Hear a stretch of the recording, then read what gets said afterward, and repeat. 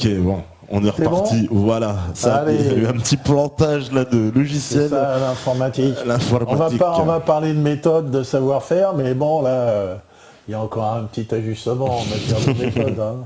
Bon, donc, la dernière fois, j'ai expliqué comment l'homme était indéfectiblement lié aux objets qu'il fabriquait, puisque finalement, l'homme est apparu sur Terre justement en fabriquant des objets. Et donc c'est ce qui a différencié l'hominidé, les premiers hominidés, des animaux, avec l'Homo habilis, qui lui a commencé à casser des pierres et puis à trouver qu'il y avait un tranchant, hein, et puis à découper la viande avec le tranchant du silex. Donc, ce qu'on appelle des choppers, des hachoirs, mais ils n'étaient pas emmanchés, ils étaient seulement utilisés à la main. Puis après, il y a eu l'Homo erectus qui, lui, était un véritable chasseur, qui a réussi à faire des bifaces pointus, à l'emmancher. Et puis, c'était un homme costaud, avec des grandes jambes, et c'est lui qui s'est répandu sur la terre et qui chassait, et les femmes cueillaient. D'ailleurs, les hommes chassaient, les femmes cueillaient, comme il y a encore des tribus en Amazonie ou à Bornéo, où la première division du travail, c'est ça, l'homme chasse parce qu'il est physiquement plus fort, et la femme cueille et fait des enfants. Et c'est pour ça que dans quand il y a les premiers Homo sapiens, qui commence à avoir une représentation du monde, eh bien, c'est la femme qui est figurée. Donc les premières figurations humaines sont toujours des femmes, et ça, c'est resté très longtemps, puisque il était important d'avoir des enfants, c'était la lignée. Hein, on parlera beaucoup de la lignée, de son importance, puisque, en fait, ce qui caractérise l'homme, c'est sa capacité à transmettre des méthodes sur plusieurs générations. Chose que ne font pas les animaux. J'avais pris l'exemple du poulpe ou de la pieuvre, donc on a pu mesurer ses grandes capacités intellectuelles intrinsèques, hein, mais n'ayant pas la capacité de pouvoir transmettre ses expériences à sa descendance, chaque descendance repart de zéro. Hein. Et nous, si on n'avait pas cette possibilité-là, chaque descendant serait obligé de serait au niveau de casser un caillou et d'utiliser le tranchant. Hein. Et on voit bien que l'homme et les objets qu'il a autour, c'est la même chose. Puisque quand on va caractériser un homme, un hominidé, un Homo erectus, un Homo habilis, un homme de Néandertal, etc., on le caractérise avec son squelette, bien sûr, hein, on va mesurer son cerveau, c'est surtout, on le caractérise avec sa main, la main le préhensible, et puis on le caractérise avec les objets qu'il a autour, les types d'objets, ses bifaces, voilà, est-ce qu'ils sont sophistiqués, pas sophistiqués. Donc j'ai montré la dernière fois que déjà l'Homo sapiens, qui a un cerveau comme nous, hein, et qui est à moins 50 000, 100 000 ans déjà il commence. Hein, bon. Et puis il arrive à figurer des objets extrêmement figuratifs, des sculptures, des peintures qui sont à la fois élégants et à la fois très ressemblants des animaux qu'il y a autour. Donc mon propos est de dire que finalement l'essence de l'homme, c'est la méthode. Alors, la méthode, évidemment, on parlera un peu de Descartes, puisque Descartes a à la fois voulu définir ce que c'est que l'essence de l'homme par le cogito, hein, je pense donc je suis, et donc lui il a défini l'homme du fait qu'il pensait, mais en fait il aurait dû dire j'ai une méthode donc je suis, mais il a quand même dit dans un bouquin qui s'appelle le discours de la méthode, donc c'est vrai qu'il a eu cette intuition que la méthode était inhérente à l'humain. Hein, c'était inhérent, c'était ontologique, pour parler en langage philosophique, cette capacité d'avoir une méthode et de la transmettre. Et donc la dernière partie de l'exposé concernait la transmission des méthodes, c'est-à-dire, en termes généraux, la transmission des connaissances et du savoir. Moi j'appelle méthode parce que j'appelle tout méthode. En fait, on peut tout réduire le savoir à une méthode. Hein, par exemple, le fait que l'homme sache faire un biface avec des silex, bah, c'est une méthode. Voilà.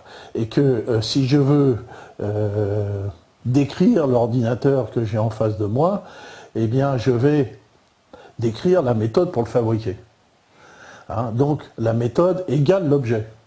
Égale l'objet. C'est-à-dire que finalement, il y a une objectivation, ce qu'on appelle objectivation, c'est un grand mot, mais l'objectivation, c'est la présentation publique de la méthode, c'est-à-dire que cette méthode est connue par l'entourage. Hein, l'entourage qu'on appelle en ethnométhodologie le village. Le village, c'est-à-dire là où il y a un groupe d'hommes qui a l'habitude d'échanger, hein, et qu'au bout d'un moment, il y a ces échanges deviennent des échanges quasi intuitifs, sont des échanges subjectifs, où il n'y a plus besoin de tout raconter. Hein. Par exemple, si je te dis bonjour, tu attends que je dise bonjour, ça va.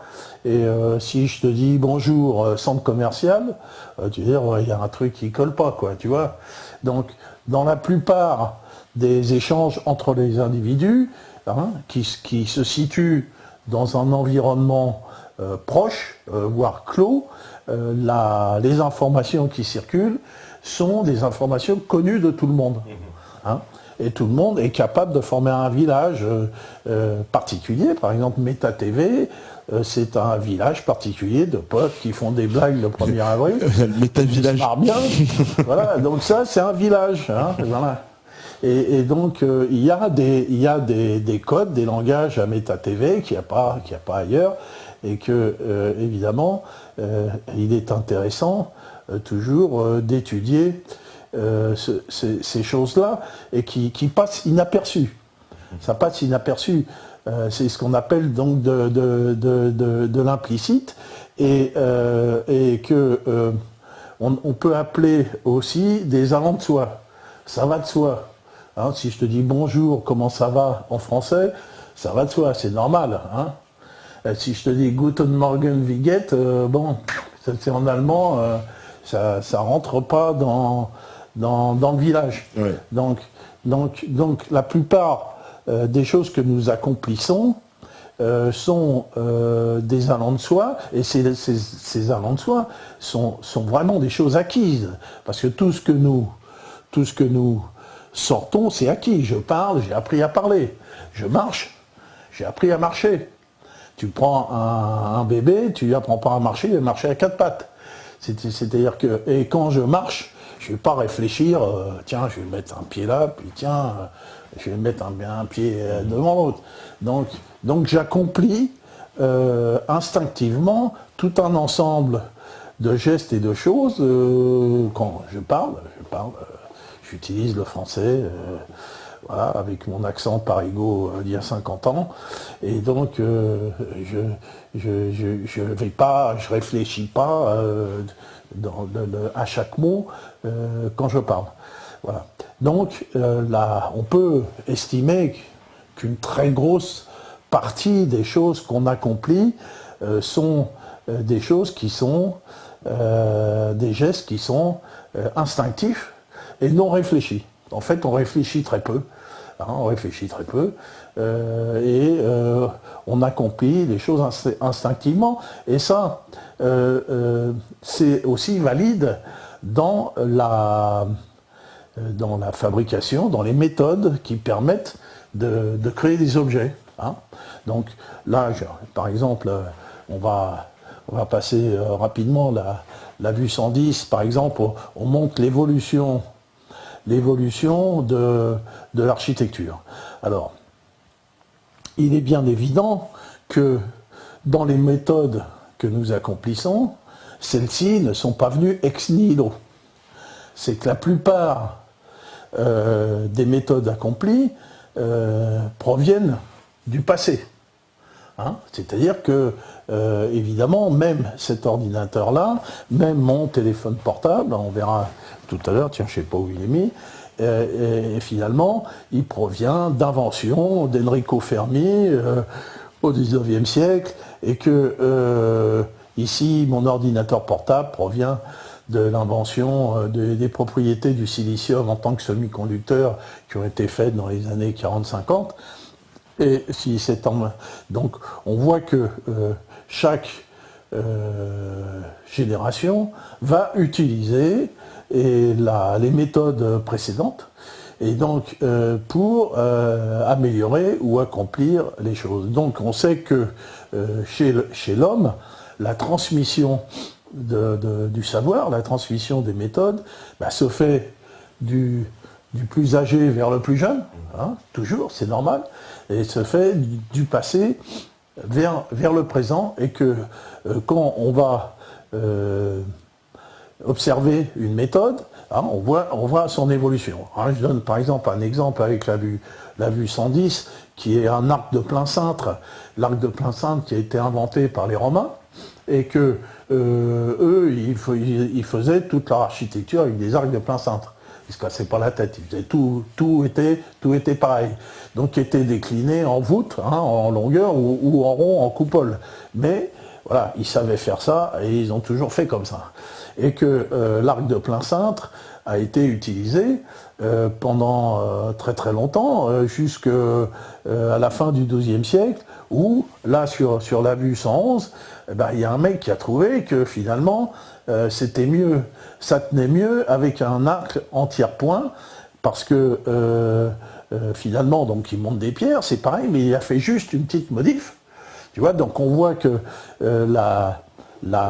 ce savoir, c'est un savoir qui fonctionne par mutation, c'est-à-dire qu'on ne peut pas tout bouleverser dans le savoir, si tu veux, tu vois. Hein, voilà. Si au Moyen-Âge, ils avaient inventé le béton, les autres, ils auraient dit non, t'es fou. Là, il y a une petite mutation qui fait qu'avec l'arc en tiers-point, on peut monter ce système d'architecture sur des colonnes et ouvrir des fenêtres. Hein, voilà, donc lui, il a trouvé on va dire, cette modification de mettre la clé de voûte. Alors au lieu de faire un arc qui est un cercle, donc il fait un arc qui est en pointe, un tiers-point, et on voit que les poussées latérales sont moindres. Hein, voilà. Et donc on sait que plus l'arc est élevé, hein, plus les poussées sont évidemment importantes.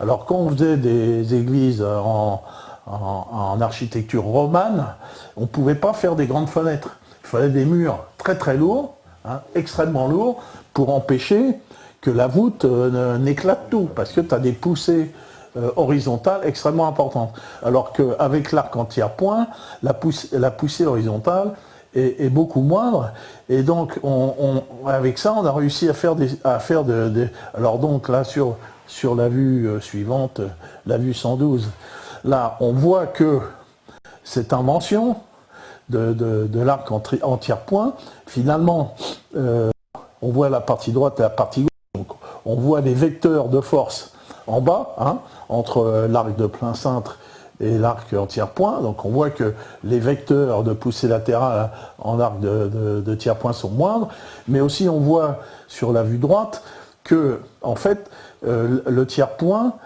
s'approche de l'idéal. Et l'idéal, c'est la chaînette.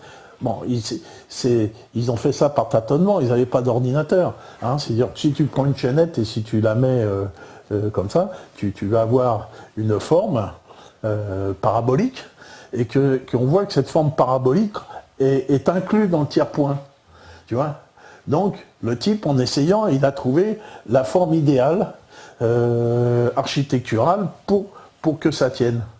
Et donc, ça leur a permis, donc, après à la vue 112, eh bien, de pouvoir, au lieu de faire porter ces voûtes sur des murs, ils ont pu les faire porter sur des colonnes et faire cette forme connue dans les églises gothiques, qui est une structure extrêmement solide et qui permet de dégager des fenêtres, puisque le but de ces gens-là, à l'époque, de la religion, c'était de montrer que la lumière de Dieu venait de haut. Donc l'idée, c'est que les cathédrales soient envahies de lumière venant du sommet de la cathédrale.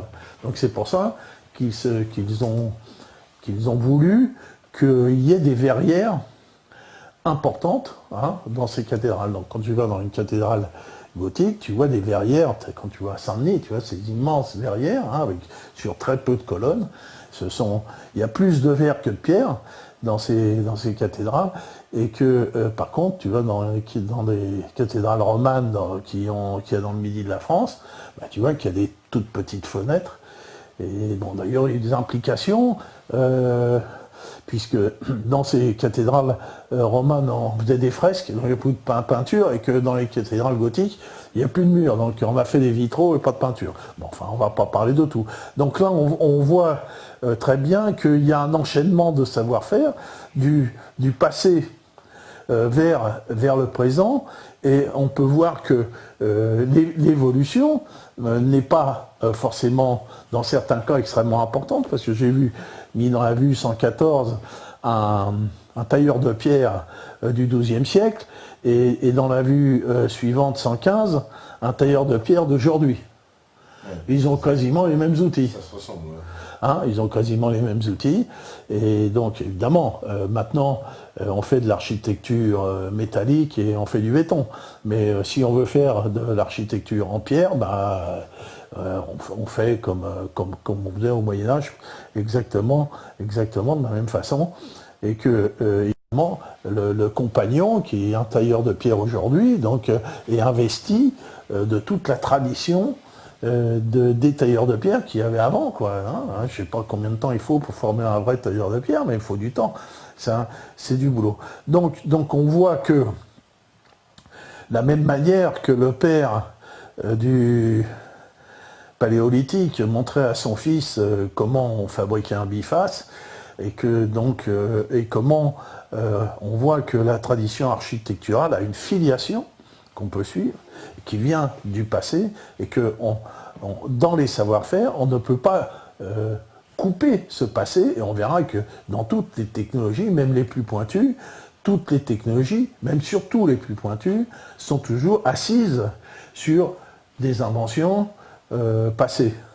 Donc là, j'ai pris un autre exemple rapide quand même, avec la vue 116, qui est l'exemple du menuisier. Donc vous voyez la vue 116, vous voyez un menuisier du Moyen-Âge avec une scie, et vous verrez que cette scie est strictement identique. Mon père, il avait la même. Tu vois tu vois cette scie-là, il avait la même, donc la scie n'a pas changé ici, comme mon père pouvait scier un bout de bois, donc exactement de la même façon. Et puis on voit que dans la vue 117, un atelier de menuisier de la fin du Moyen-Âge. Bon, moi j'ai un peu au lycée, on apprenait à faire de la menuiserie, on avait un rabot, on nous apprenait surtout à raboter des planches droites, qu'il n'y ait pas des biais, tu vois, qu'il y ait les mêmes distances d'un côté et de l'autre. Et cette menuiserie basique, c'était strictement la même, et les outils, strictement les mêmes. Et donc on voit aussi, alors ce qui est intéressant, c'est Robert Campin, dont je te parlais tout à l'heure, la vue 118, Robert Campin qui est un peintre français franco-flamand, il était de Valenciennes, du 15e siècle, mi-15e siècle, et à cette époque-là, les peintres, ils peignaient comme des photos, quoi. C'était cette période, c'était extrêmement précis, même les arrière-plans, et on voit que donc dans la vue suivante, la vue 119, on voit les outils, hein, on a agrandi les outils qu'il y a sur la table, et comme c'est fait avec une grande précision, et quasiment comme une photo, on voit un rabot, on voit des gouges, un marteau, et une paire de tenailles qui est strictement similaire, on voit des clous, hein, et que on voit que c'est la même chose que ce qu'il y a maintenant, si on veut s'amuser à bricoler. Bon. Mais on voit après dans la vue 120 un atelier de menuiserie du 19e siècle. Donc l'atelier de menuiserie du 19e siècle est strictement similaire à un atelier de menuiserie du Moyen-Âge. Hein, mais là maintenant, on voit un atelier de menuiserie dans la vue 121 aujourd'hui, ben là ça a changé, parce que c'est plus que des machines. Les rabots sont des machines et tout. Hein, bon. Mais ça, c'est un atelier de menuiserie industrielle. Le petit artisan qui veut faire sa porte ou faire des placards, bah, il a un atelier de menuiserie comme au 19e siècle. Donc on voit l'objet du propos, c'est que ces méthodes, évidemment, sont transmises. Hein, ce sont des méthodes transmises. Alors elles sont transmises de deux manières, parce qu'on a vu que l'individu agit en grande partie sans réflexion. Donc quand tu vas raboter, au bout d'un moment, tu ne vas pas réfléchir comment tu rabotes, quoi. Le menuisier, il rabote d'une façon spontanée, il rabote bien.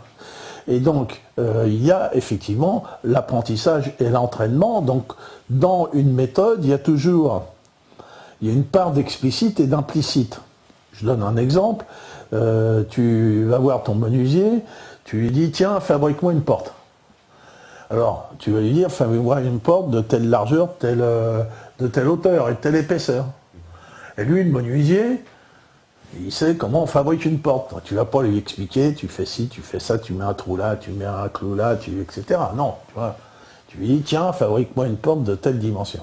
Et lui, il va te fabriquer une porte. Donc il y a la partie, il y a l'instruction explicite, hein, et l'autre partie, c'est tout le savoir-faire du menuisier qui, lui, va pas réfléchir longtemps pour faire sa porte. Parce que lui, il a été instruit, on lui a appris à être menuisier, donc il fait partie du groupe des menuisiers, donc il sait comment on est menuisier sans réfléchir, et il accomplit ses gestes d'une façon spontanée, la plupart des gestes, en ayant à lui donner qu'une instruction simple.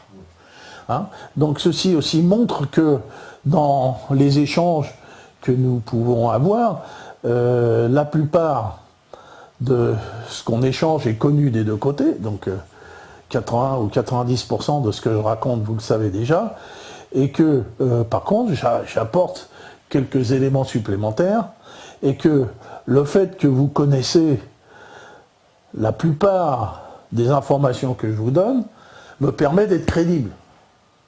Hein, voilà. Je suis crédible parce que on est dans le même village, on partage la même culture et vous me croyez. Alors, évidemment, il pourrait se faire que si vous étiez des hommes d'il y a 3 siècles, bah, vous penserez que je suis yoyote de la touffe, que je raconte des histoires et que je suis bon à enfermer. Et si c'était 5 ou 6 siècles avant, vous me colleriez sur un bûcher et foutriez le riff là, pouf, et puis cramé, quoi, parce que là, c'est... Non. Donc, pour le XVIe siècle, je suis bon au feu, quoi, hein, comme Giordano Bruno, donc on va parler. Voilà, donc la manière d'échanger, la crédibilité, elle est liée, évidemment, à une époque donnée. Hein, voilà, à une époque donnée. Mais elle est liée à une époque donnée, mais il n'empêche que nous trimballons derrière nous tout le passé. Le passé sur le dos. Hein, et donc, on en reparlera. Donc je redonne encore un autre exemple sur la vue 122, qui est donc l'industrie, la découverte, la première industrie qui n'a pas du 19e siècle, mais du 13e siècle. Et donc, ça, c'est encore des conneries d'histoire.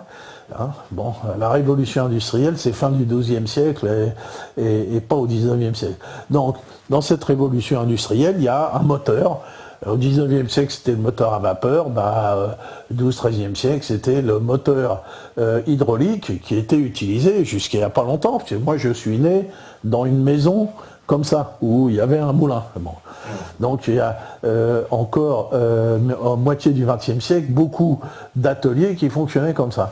Et là, on voit ici, dans cette première usine cistercienne du XIIe siècle, les premiers marteaux-pilons, hein, c'est-à-dire qu'on utilisait des marteaux-pilons pour forger le fer, actionnés par une roue à aube et puis une came qui descendait, la came, et qui faisait monter le marteau, puis la came échappait, puis pouf, le marteau il tombait de son poids sur le fer, et comme ça, on pouvait travailler, faire des épées, des clous, tout ce qu'on veut, parce qu'on faisait beaucoup de choses.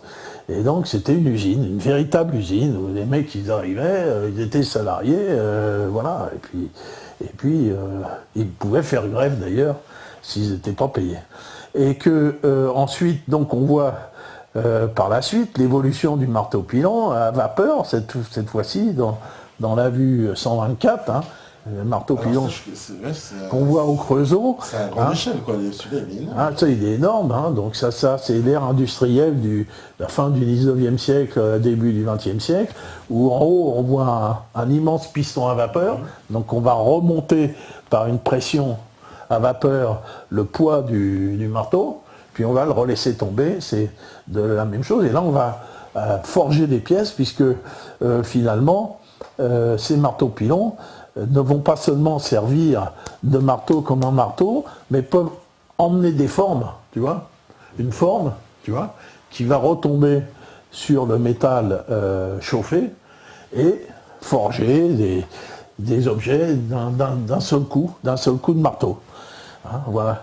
Mais s'il n'y aurait pas eu ça, s'il n'y avait pas eu celui d'avant. Celui d'avant, oui. Voilà. Oui, c'est ça la logique. Voilà. Hein, ça ressemble à une tour Eiffel, bizarrement, c'est marrant.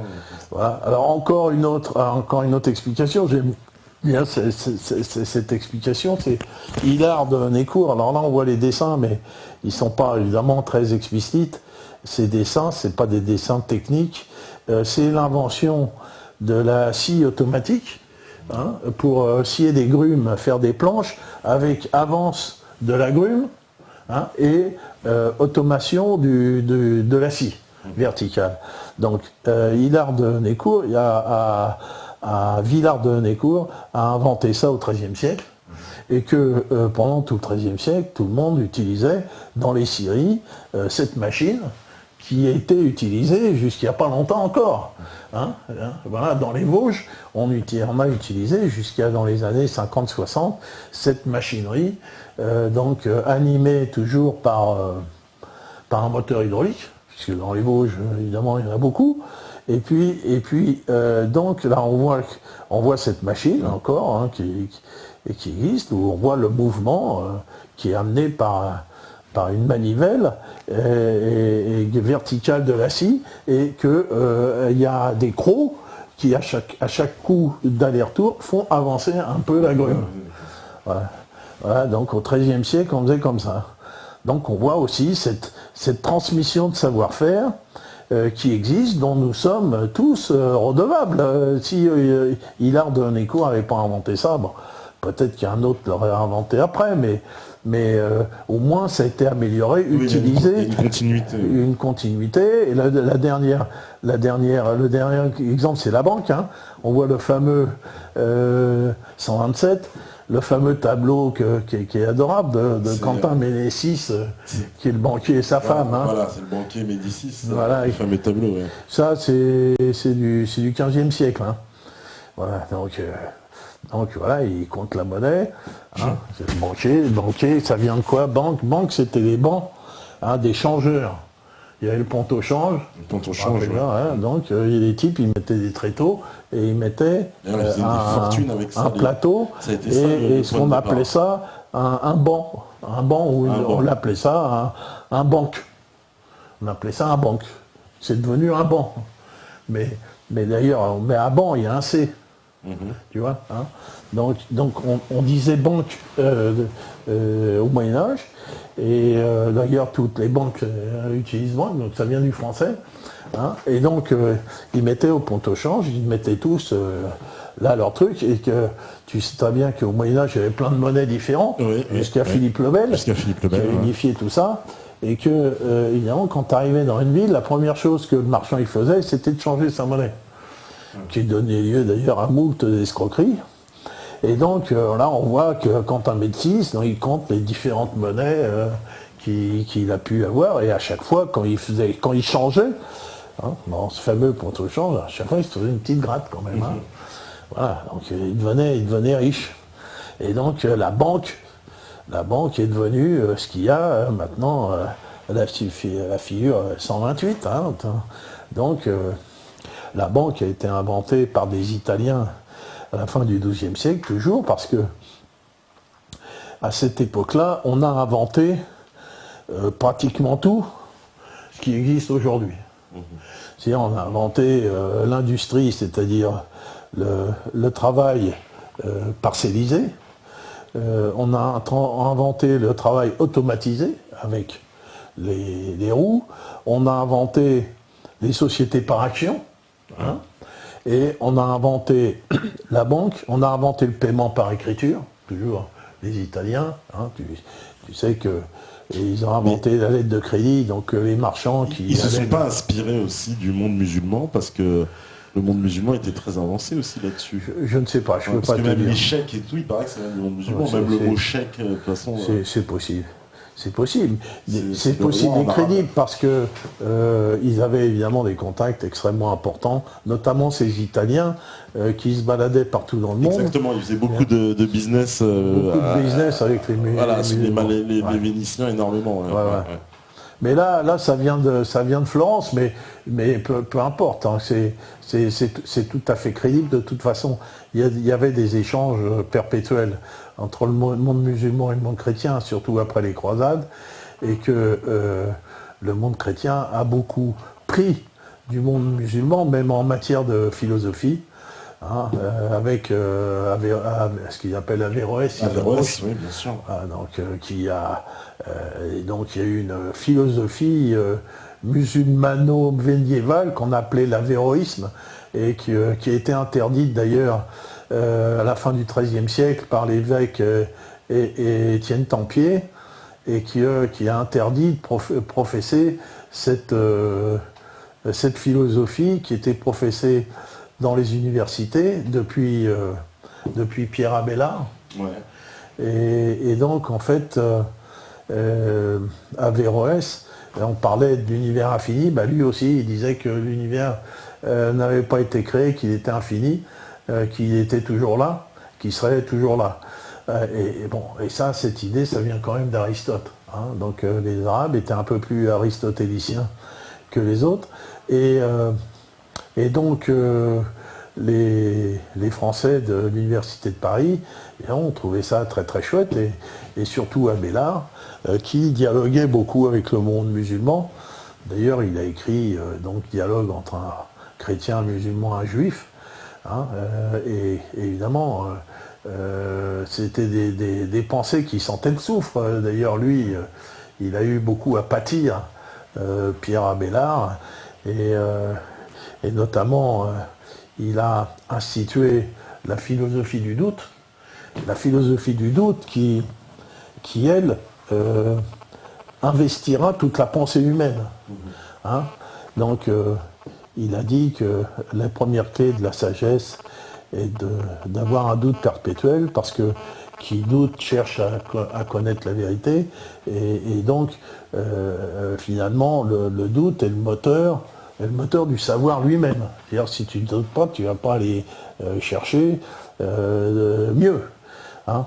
Donc cette philosophie du doute amenée en pleine, au début de l'ère industrielle du XIIe siècle, et qui aussi permis d'avoir les concepts intellectuels, si tu veux. Hein, parce que on voit qu'il y a un rapport au Moyen-Âge entre ces nouveaux concepts intellectuels de la scolastique et puis l'architecture, et notamment cette architecture extrêmement technique et récurrente parce que aussi, quand tu vas dans une église, tu vois les travées, c'est toujours les mêmes, donc on fait toujours un peu la même chose et on arrive à composer des choses magnifiques de cette manière.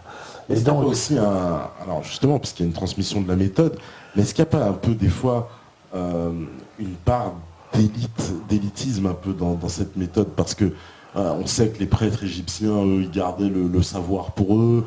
Quelque part, c'est toujours une élite qui transmet le savoir. Alors effectivement, c'est toujours... oui et non, ça dépend quel savoir. Le menuisier, le tailleur de pierre, le maître.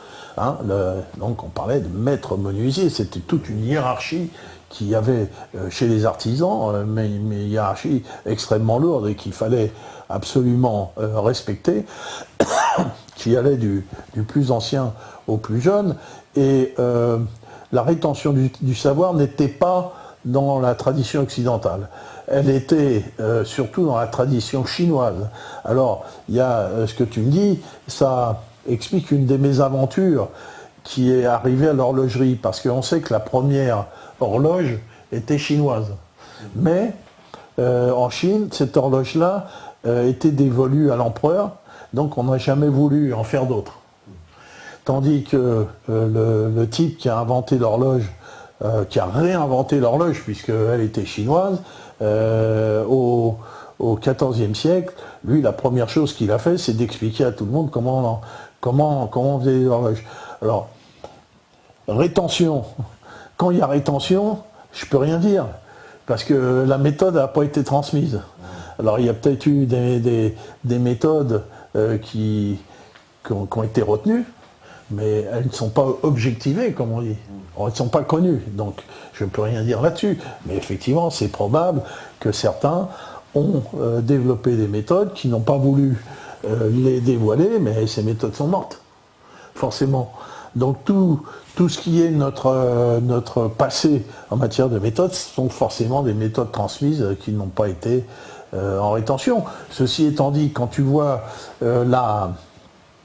l'architecture dite gothique, hein, j'ai horreur de ce mot-là, parce qu'il ne veut rien dire, mais cette architecture avec les arcs en tiers-point, elle a été perdue à la fin du XVe siècle, c'est-à-dire qu'au XVIe siècle, on a recommencé à refaire des arcs romains, et que, évidemment, c'était une technologie extrêmement difficile, et tu sais que au XIVe siècle, il y a eu une peste énorme et que 60% des populations des villes a disparu en Occident, et qu'ensuite il y a eu la guerre de 100 ans, les gens ils avaient d'autres idées en tête que de faire quoi que ce soit.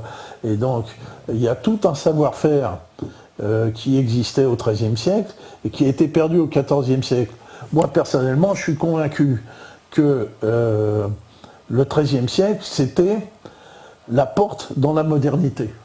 C'est-à-dire que la modernité, on l'a eu à la fin du XIXe siècle seulement, mais on aurait pu l'avoir beaucoup plus tôt, parce qu'y compris, on avait commencé à étudier le magnétisme, l'électricité et pas mal de choses. On cherchait à faire des moteurs électriques, et que, évidemment, tout ça s'est effondré.